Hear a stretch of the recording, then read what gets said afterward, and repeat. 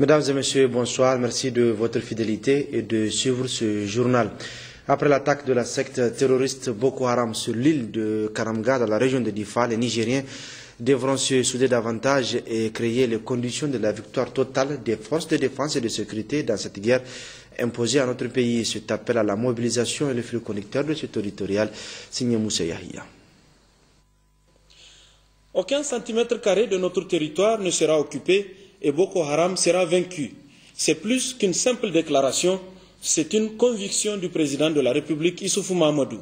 Et le chef de l'État, chef suprême des armées, s'emploie jour et nuit pour qu'il en soit ainsi. Car ce n'est pas un fait de hasard s'il a fait de la sécurité un axe majeur de son programme de la renaissance du Niger. D'importants investissements sont consentis pour mettre les forces de défense et de sécurité dans les meilleures conditions de travail. En outre, les plus hautes autorités accordent une attention toute particulière à toutes les questions touchant à la situation de nos hommes sur le théâtre des opérations.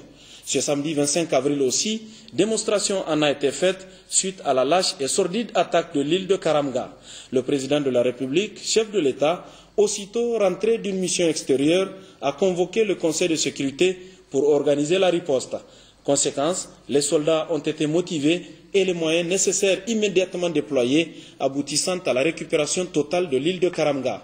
Acte triomphal de nos forces de défense et de sécurité, dont la bravoure force l'admiration sur tous les théâtres des opérations où elles sont déployées.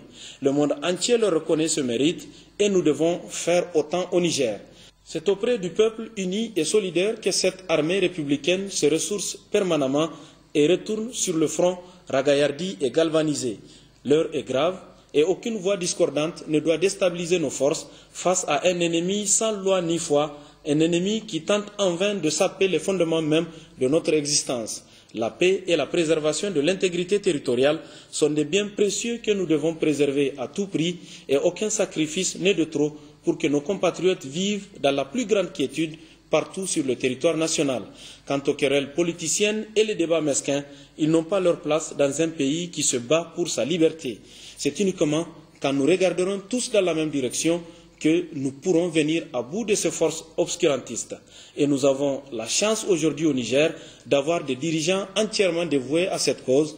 À nous alors de leur faire confiance et de les accompagner dans ce combat que nous sommes en passe de remporter. Il faut davantage de soutien populaire et de reconnaissance aux forces de défense et de sécurité, plus de cohésion, de solidarité et surtout la collaboration des populations partout où besoin sera.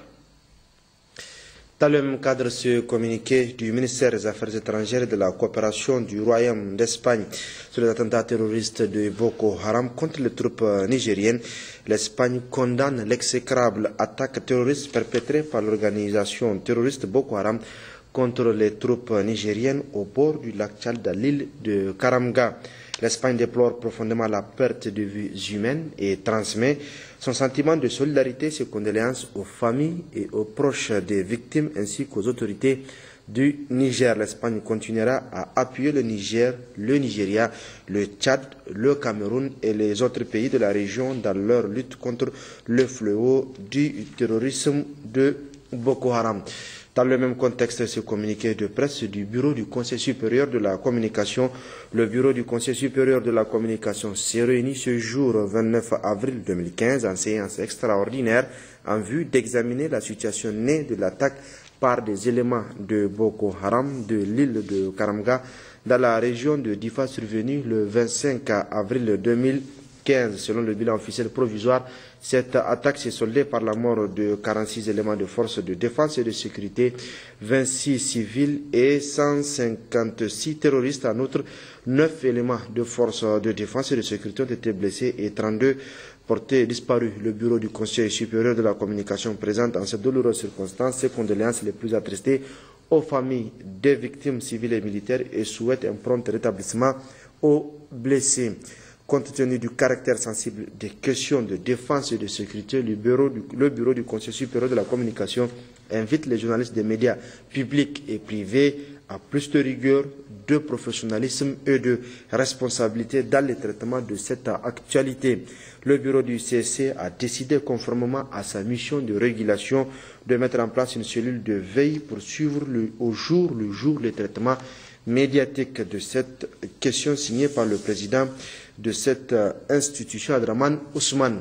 Autre communiqué du ministère de l'Emploi, du Travail et de la Sécurité sociale. Le ministre de l'Emploi, du Travail et de la Sécurité sociale a l'honneur de rappeler aux employeurs et employés des secteurs publics, parapublics et privés que conformément aux dispositions de la loi numéro 97-20 du 20 juin 1997 instituant les fêtes légales, la journée du vendredi 1er mai 2015 correspondant à la fête du travail est déclarée chômée et payée sur toute l'étendue du territoire national. Le Conseil national de dialogue politique CNDP se réunit cet après-midi sous la présidence du Premier ministre chef du gouvernement, Brigitte Raffini, président du dit Conseil. À l'ordre du jour de cette réunion, adoption des comptes rendus des réunions des 18 mars et 17 avril 2015, compte rendu de l'examen du point sur le fonctionnement de la commission chargée d'élaboration du fichier électoral biométrique par le Conseil national du fichier électoral biométrique et consultation des partis politiques sur le choix du président et du premier vice-président de la commission électorale nationale indépendante CENI.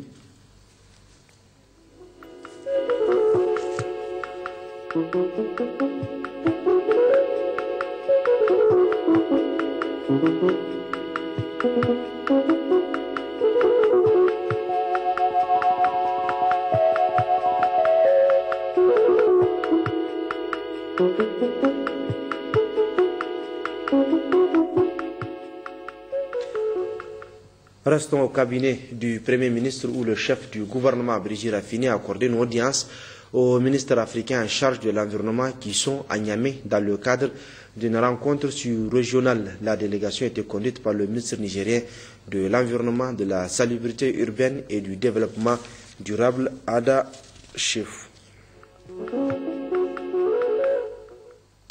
Hors du Niger, le médiateur de la République du Niger a conduit une mission des médiateurs membres de l'association des médiateurs des pays membres de l'UEMOA au Burkina Faso. À Ouagadougou, Chef Amadou et ses homologues ont rencontré les différentes couches socio-professionnelles et politiques ainsi que les plus hautes autorités afin de les appeler à la réconciliation nationale au respect des principes, des règles régissant la transition et la cohésion de tous les Burkinabés. Le médiateur de la République du Niger a conduit cette mission de l'association des médiateurs des pays membres de l'UEMOA au Burkina Faso. Il s'agit d'apporter aux autorités du Faso et aux forces politiques et sociales le message de paix, de concorde, de pardon, de solidarité pour un progrès au Burkina Faso. Vœux souhaités par le président de transition dans un processus de restauration de la démocratie et de l'état de droit. Les médiateurs entendent également apporter leur contribution au succès de la transition et à la bonne tenue des différentes élections prévues au cours de l'année. L'association des médiateurs AMP-UEMOA a rencontré les différents acteurs de la vie sociopolitique et économique, les couches socio-professionnelles, afin de promouvoir le dialogue, la tolérance, l'esprit de réconciliation, toutes choses soulignées dans la charte de la transition. Cette rencontre avec le président du Faso, le président du Conseil national de transition, le Moronaba, les partis politiques, entre autres, a permis aux autorités coutumières de recommander le respect de la dignité de la personne humaine, la promotion du bien commun, la solidarité et le principe de subsidiarité. Les partis politiques demandent le respect de la charte africaine de la démocratie, des élections et de la gouvernance, du code électoral en vigueur et du calendrier électoral, de même que la neutralité des diplomates accrédités au Burkina Faso et la communauté internationale. Au sortir de ces échanges fructueux, les différentes couches socio-professionnelles et politiques rencontrées ont apprécié cette initiative des médiateurs de l'UEMOA menée par Chef Amadou, médiateur de la République du Niger. L'esprit de solidarité dont ils ont fait montre à l'endroit du peuple burkinabé. Les médiateurs de l'AMP-UEMOA, satisfaits des échanges qui se sont tenus dans une ambiance bon enfant, ont promis d'intercéder auprès de qui de droit pour faire aboutir les différentes recommandations issues des rencontres. À Niamey, cette fois-ci, le ministre d'État, ministre du Plan, de l'Aménagement du Territoire et du Développement communautaire et le vice-président de la BOAD, Banque Ouest-Africaine de Développement, ont signé hier après-midi un accord de financement de 8 milliards de francs CFA destiné à l'électrification de 211 localités comprenant 55 chefs-lieux de communes et 156 villages. Ces projets d'électrification rurale rentrent dans le cadre du programme de la Renaissance. Ouattara Moussa, Yazirabiou. Par cette signature, la Banque ouest-africaine de développement met à la disposition de l'État nigérien 8 milliards de francs CFA. Cet appui permettra l'électrification de 211 localités comprenant 55 chefs-lieux de communes rurales et 156 villages. La BOAD salue ainsi tous les efforts du Niger visant à rendre l'électricité accessible aux populations en zone rurale. Notre institution apporte ainsi une contribution précieuse à la mise en œuvre du plan de développement économique et social PDES élaboré par le gouvernement du Niger, qui fixe un objectif de 100 localités électrifiées par an, soit au total 500 localités électrifiées à l'horizon 2016. Nous y voyons la preuve que les autorités de ce pays mesurent aisément l'impact de l'énergie dans la croissance économique et dans l'amélioration du bien-être des populations. Le ministre d'État Amadou Boubacar Cissé a rassuré ce partenaire stratégique que toutes les dispositions seront prises pour garantir une bonne exécution de ces projets qui concourent tous à l'atteinte des objectifs poursuivis par le gouvernement à travers le PDS. La signature de l'accord de financement à laquelle nous venons de procéder constitue une fois de plus la parfaite illustration de la solidité et de la vitalité de la coopération qui lie fortement la Banque ouest-africaine de développement et la République du Niger. Et je m'en félicite, Monsieur le Vice-président. À cet égard, je voudrais, au nom de son Excellence Issoufou Mahamadou, Président de la République, du gouvernement et des populations nigériennes, vous exprimer, Monsieur le Vice-président, à vous et à votre équipe, notre profonde gratitude, notre reconnaissance pour les précieux concours et les multiples appuis que la BOAD a toujours su apporter en temps opportun à notre pays. Ce nouveau financement vient ainsi renforcer l'important portefeuille des opérations financées par la BOAD au profit de notre pays. Ces investissements s'étendent à plusieurs secteurs prioritaires de développement économique et social. Dans le cadre de la lutte contre l'épidémie de méningite qui sévit au Niger, la Société du patrimoine des eaux du Niger, SPEN, a remis ce matin un chèque de 10 millions de francs CFA au ministre de la Santé publique. Cette somme va contribuer à l'achat des doses de vaccins pour les populations nigériennes. Le point avec Djouari Siaka et Youssouf Samel. La lutte contre l'épidémie de méningite au Niger n'est plus l'apanage des seules autorités publiques. Outre l'assistance des partenaires techniques et financiers, les Nigériens eux-mêmes se mobilisent pour venir à bout de ces fléaux. Notre pays traverse une période difficile qui nous impose des réactions promptes et efficientes, surtout lorsqu'il est question de santé publique. À ce propos, la Société de patrimoine des eaux du Niger, SPEN, a décidé d'apporter sa modeste contribution afin de soutenir les multiples efforts déployés par le gouvernement en général et par le ministère de la Santé publique en particulier. Le ministre de la Santé publique s'est réjoui de cet appui financier et de leur engagement. Il s'agit d'un appui aux efforts de l'État pour la riposte contre l'épidémie de méningite actuellement en cours dans 5 de nos districts sanitaires. Monsieur le Président du Conseil d'administration, Mesdames, Messieurs, nous nous réjouissons de cet appui qui arrive en temps opportun, car il intervient au moment où l'État est en train de vacciner les tranches d'âge de 2 à 15 ans, qui sont les plus vulnérables face à la méningite, et continue d'explorer sur tous les continents là où il pourrait se procurer davantage de vaccins. L'éradication de cette épidémie au Niger passe par des actions, des appuis financiers et techniques, mais aussi et surtout l'engagement des populations elles-mêmes dans cette lutte en envoyant les personnes présentant les signes cliniques de la méningite dans les centres indiqués et en obéissant aux appels des autorités sanitaires. Rencontre également d'informations sur la méningite, donc hier après-midi, entre les cadres du ministère de la Santé, les responsables communaux de la ville de Niamey, les partenaires techniques et financiers. Le but est de donner des informations concernant cette épidémie. C'était en présence du ministre de la Santé publique. On retrouve Djouari Chaka avec Tahirou Hassan. Organisé par le ministère de la Santé publique en collaboration avec la coopération technique belge, cet atelier national de formulation des axes stratégiques d'orientation de la modernisation du ministère de la Santé publique a été un véritable cadre d'échange et de réflexion. L'atelier s'est déroulé en 2 sous-ateliers, notamment sur la restitution de l'audit consacré à l'analyse situationnelle, organisationnelle et fonctionnelle du ministère de la Santé publique et la formulation des axes stratégiques. Au cours des travaux de cet atelier national, les participants ont validé l'analyse situationnelle du ministère de la Santé publique et ont identifié les axes de modernisation du ministère de la Santé publique en matière de renforcement des compétences. L'objectif global visé à travers cet atelier est d'améliorer la prestation au niveau des centres de santé.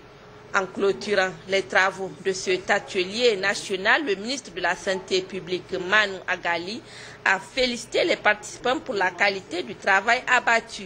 Merci pour votre assiduité, merci pour vos réflexions, merci pour le temps consacré au ministère de la Santé publique dans le cadre de cet atelier qui porte sur l'organisation, l'audit organisationnel du ministère de la Santé publique. Cet atelier nous a permis ensemble de voir comment améliorer la qualité des soins, comment rendre efficace l'action du ministère de la Santé publique, comment rendre efficiente la dépense en matière de santé. Il s'agit de tout cela. Pour ce faire, un certain nombre de points, un certain nombre d'axes ont été dégagés.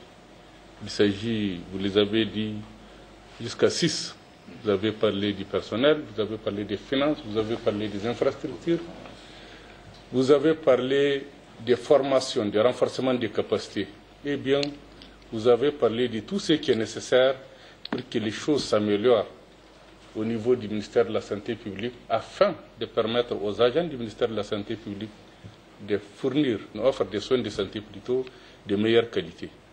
C'est une préoccupation constante de son Excellence, Monsieur le Président de la République, Al-Haji Issoufou Mamadou, qui, dès sa prise de fonction, dans son programme de renaissance, au niveau de la santé, il avait fixé un certain nombre d'engagements qui concernent 2 taux à atteindre. Cet atelier qui a duré 3 jours permettra sans doute d'améliorer significativement les actions du ministère de la Santé publique.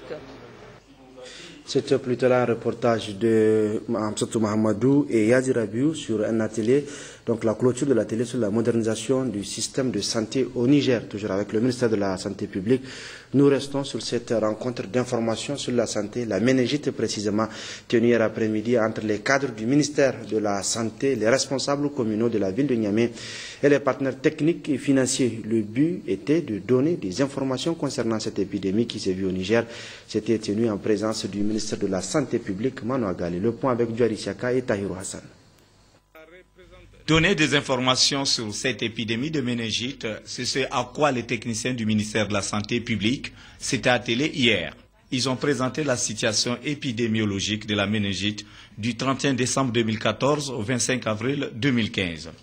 Dans cette présentation, on constate qu'en 2015, la courbe rouge représentant l'année 2015 a évolué par rapport à la courbe bleue représentant le taux d'attaque de cette épidémie en 2014. Les techniciens du ministère de la Santé ont expliqué comment la riposte à cette épidémie s'opère à leur niveau et comment font-ils face aux contraintes. Donc notre riposte en termes de prise en charge, c'est la CEFTRI. Et la CEFTRI maintenant qui a changé de posologie, on ne fait plus le traitement pour une seule journée en dose unique. Maintenant la CEFTRI passe de 1 jour de traitement à 5 jours de traitement et c'est pourquoi les besoins justement en antibiotiques ont été multipliés par 5. Voilà donc pour ce qui est de la prise en charge. Donc on ne riposte pas comme ça, parce que j'ai entendu dans la ville que nous, pourquoi on ne vaccine pas? Donc, il y a des règles internationales qu'il faut respecter. On ne vaccine pas si le seuil épidémique n'est pas atteint. Et même la commande ICG que nous faisons, l'ICG n'accepte pas de donner le vaccin si on ne justifie pas de l'atteinte d'un seuil. La représentante des partenaires a rassuré le ministre de leur soutien. Nous avons tous affirmé autour de la table, et Monsieur le maire en est la preuve vivante, que c'est une maladie qui se guérit. C'est une maladie qui se guérit quand elle est traitée à temps.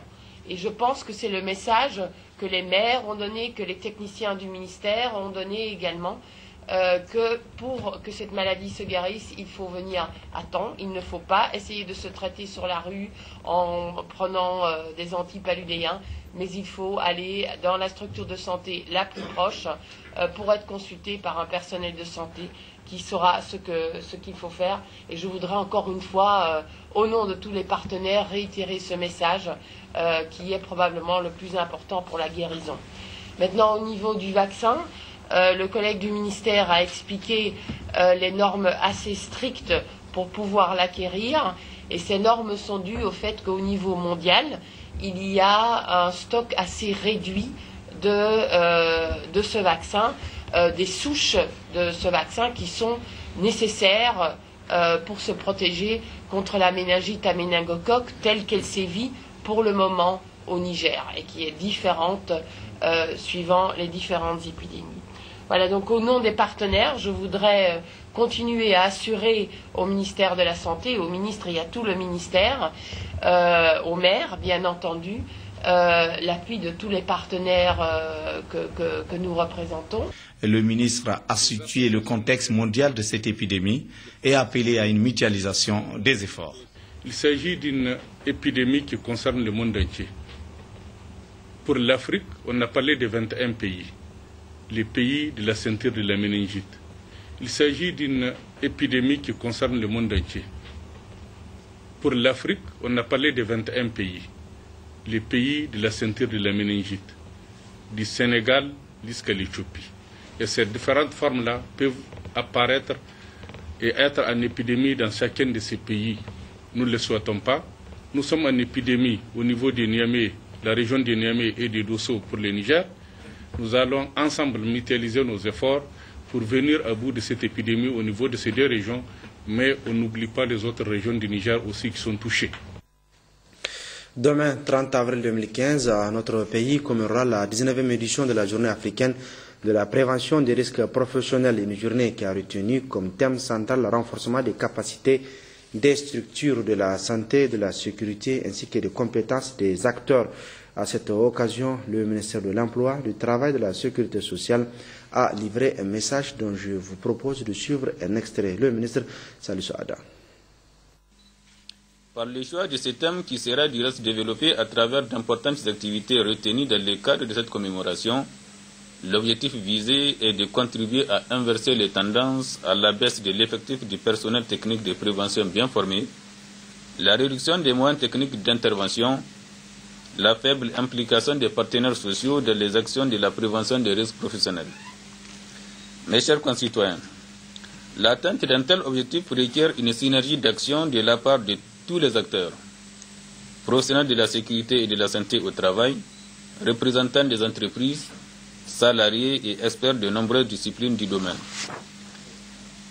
Nous restons convaincus que cette approche dynamique permettra de résoudre de nombreux problèmes existants ou à venir en matière de sécurité et de santé au travail.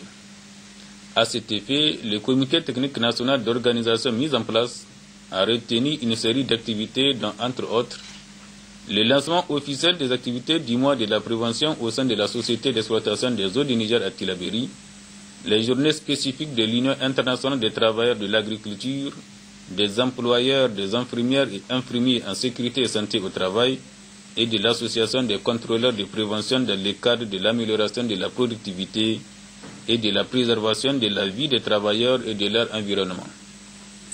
Un atelier technique de renforcement des capacités des structures de santé et de la sécurité et des compétences des acteurs.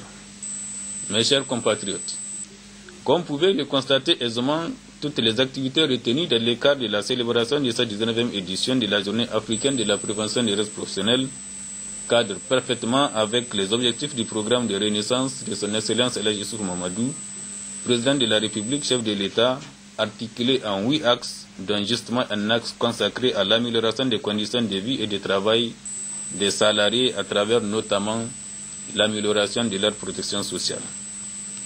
Cette préoccupation est également en compte par le plan de développement économique et social 2012-2015 à travers son axe 5 consacré à la santé et au développement social.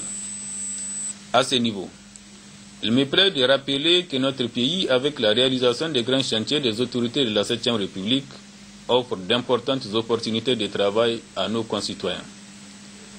Mais cette évolution s'accompagne aussi de sérieux défis liés à la protection des travailleurs. C'est pourquoi notre objectif est de contribuer à créer et à maintenir un environnement de travail sûr, sain et salubre à travers la sensibilisation, le développement des connaissances, l'organisation et le partage des informations. La réalisation d'une œuvre aussi importante ne saurait réussir sans l'implication de tous ceux qui œuvrent au quotidien à sa promotion. Ainsi, un renforcement des capacités des différents intervenants est nécessaire pour l'implantation d'une culture de prévention des risques dans nos milieux de travail. Mes chers concitoyens, pour conclure, je dirais que la promotion de la sécurité et de la santé au travail, cheville ouvrière de la prévention des risques professionnels en milieu du travail, exige de nous tous le renforcement des capacités et des compétences de tous les acteurs, d'où l'importance et la signification du thème de cette année.